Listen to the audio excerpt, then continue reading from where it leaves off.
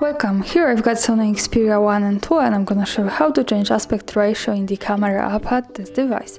So at first we have to tap on the camera button here to open it, and as you can see we are in the standard photo mode, and let's focus on this button here. This is the button with aspect ratio, and we can pick from 4 and 3, 16 and 9 and 1 and 1 ratio here. So for now it's 4 and 3, when I change it to the 16 and 9 this is how it looks like. And the 1 and 1 is the square ratio, so this is how it works and this is how it changes here. We can do it also by the other way, by tapping on this button in the right corner.